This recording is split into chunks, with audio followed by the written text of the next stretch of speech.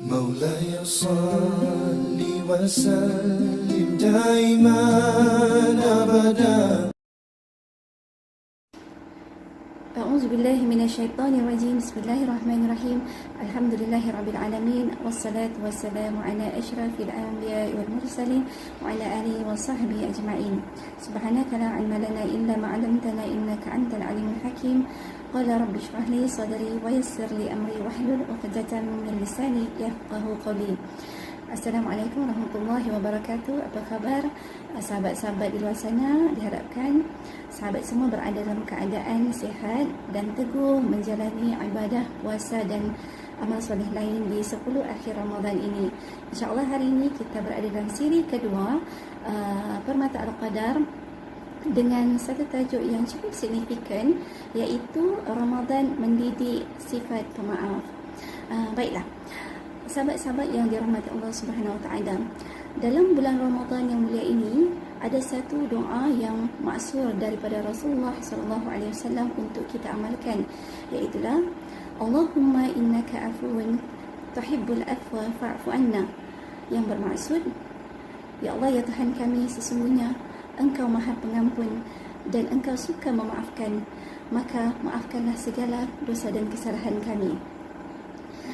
Namun tuan-tuan dan puan-puan, apabila kita meminta ampun, meminta maaf daripada Allah Subhanahu Wa Taala, ada satu perkara ataupun syarat penting yang perlu kita ingat, bahawa untuk Allah mengampunkan ataupun Allah memaafkan dosa dan kesalahan kita adalah kita sendiri perlu mempunyai sifat pemaaf itu terlebih dahulu.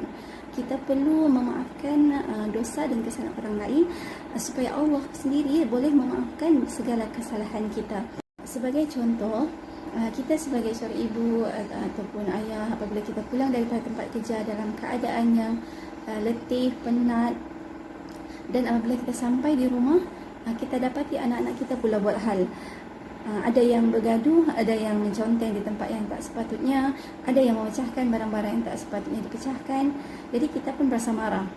Jadi apabila kita melihat riak wajah dan air muka anak-anak ini, ditambah pula dengan sifat mereka yang manja, kita akan terus ingat 3 perkara penting ni untuk memudahkan kita memaafkan kesalahan ataupun kesilapan orang lain terhadap kita.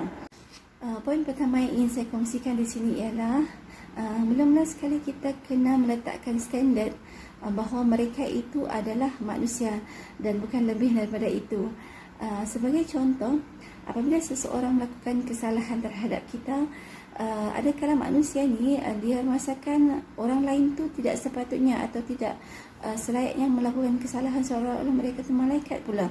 Jadi orang begini ada bersifat sukar untuk menerima, dan boleh jadi mereka tidak boleh memaafkan, boleh tidak dan menyimpan perasaan marah, dendam, dan mereka bermusuhan secara berpanjangan. Jadi apabila kita merasakan mereka tu adalah standard macam manusia biasa, sama seperti kita, jadi kita mudah untuk berlapang dada dan menerima segala kesalahan mereka. Poin yang kedua adalah kita perlu belajar daripada hadis daripada Nabi SAW yang mengisahkan tentang seorang lelaki yang Rasulullah SAW tunjuk dia tu sebagai seorang ahli syurga. Seorang sahabat bernama Abdullah bin Amr bertanya, apakah sifat dan amalan lelaki tersebut? Lalu dia pergi menjumpai lelaki tersebut. Dia makan dan tidur di rumahnya hanya untuk mengetahui apakah kehebatan amalan, sehingga kan lelaki tersebut dijanjikan syurga oleh Rasulullah SAW. Tapi Abdullah bin Amr tidak menjumpai apa-apa kehebatan, dan dia pun bertanyalah kepada lelaki tersebut, dan lelaki itu menjawab, aku tidak memiliki apa-apa amalan yang hebat dari sudut ibadah seperti solat, tahajud dan sebagainya. Tetapi yang pasti pada setiap hari atau setiap malam sebelum lelaki ini tidur, dia mengatakan dia akan memaafkan dan mengampunkan segala dosa dan kesalahan orang lain yang pernah menyakiti dia dan dan melanggar hak-hak yang tidak sepatutnya orang itu lakukan terhadap lelaki tersebut. Poin yang ketiga adalah dengan kita mencontohi akhlak dan sirah Rasulullah sallallahu alaihi wasallam. Baginda sallallahu alaihi wasallam ini sudah merupakan satu sosok tubuh yang cukup pemaaf. Ya, baginda bukan sahaja memaafkan orang-orang yang terdekat dengan baginda, malah turut mengampunkan dosa-dosa orang-orang yang ingin melukakan baginda, orang-orang yang ingin membunuh baginda, orang-orang yang memaki dan mencaci baginda, malah orang-orang yang mencampakkan najis kepada baginda. Namun baginda tetap memaafkan mereka dan malahan baginda mendoakan pula kebaikan untuk mereka dan generasi anak cucu mereka.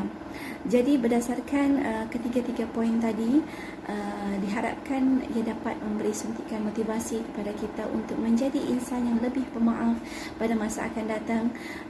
Dan sebagai penutup, ingin saya kongsikan satu nota penting untuk kita hayati bersama, iaitu manusia ni adalah tempat bersemayamnya kesalahan dan kekhilafan. Ya, tidak kira mengira pangkat, kedudukan, pasti akan melakukan kesilapan, sama ada kita yang melakukan kesilapan terhadap orang lain ataupun sebaliknya. Jadi ia terkait dan bergantung bagaimana sikap kita untuk berhadapan dengan orang-orang yang melakukan kesalahan tadi.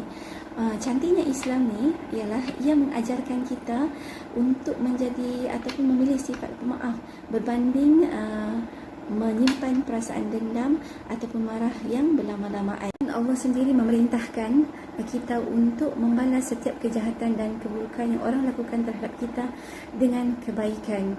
Ya, dalam surah Al-Fussilat, Allah merakamkan melalui ayatnya yang ke-34 dan 35. A'udzu billahi minasyaitonir rajim. Wala tastawil hasanatu wala sayyi'ah idfa' billati hiya ahsan fa idzal ladzi bainaka wa bainahu adawatun ka'annahu waliyyun hamim wala yulaqaha wama yulaqaha illa alladhina sabaru wama yulaqaha illa dzu hazzin azim. Yang bermaksud dan tidaklah sama kebaikan dengan kejahatan. Tolaklah kejahatan itu dengan cara yang lebih baik, sehingga kan orang yang merasa permusuhan di antara kamu akan merasa seperti teman yang setia. Dan sifat-sifat yang baik itu tidak akan dianugerahkan kecuali kepada orang-orang yang sabar, dan tidak akan dianugerahkan kecuali kepada orang-orang yang beroleh keberuntungan yang besar. Masya Allah, ya. Jadi ayat ini cukup power untuk memotivasi ataupun memberi kita satu suntikan semangat untuk menjadi insan yang lebih pemaaf.